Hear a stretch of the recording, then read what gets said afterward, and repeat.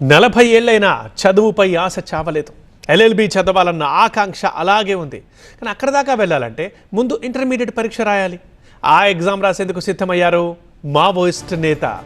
Yes, ఆ breaking news మనం చూస్తున్నాం. ఇంతకీ ఎవరాయన? మళ్ళీ చదువుకోవాలని నిర్ణయించారు మావోయిస్ట్ మాజీ అగ్రనేత తిప్పిరి తిరుపతి అలియాస్ దేవ్జీ. దాదాపు 40 ఏళ్ల క్రితం వదిలేసిన చదువుని మళ్ళీ కొనసాగించబోతున్నారు. రాడికల్ యూనియన్ నుంచి అజ్ఞాతానికి వెళ్లే ముందు ఇంటర్మీడియట్ సెకండ్ ఇయర్లో తెలుగు లాంగ్వేజ్ ఎగ్జామ్ రాయకుండా వదిలేశారు. ఇవాళ ఆ పరీక్ష రాయబోతున్నారు దేవ్జీ. జగిత్యాల జిల్లా కోరుట్ల మాస్టర్ జూనియర్ కళాశాల పరీక్షా కేంద్రంలో మధ్యాహ్నం 2:30 ఎగ్జామ్ రాసేందుకు సిద్ధమయ్యారు. ఇంటర్మీడియట్ని పూర్తి చేసి ఆ తర్వాత ఎల్ఎల్బి చదవాలన్న ఉద్దేశంలో ఉన్నారు దేవ్జీ.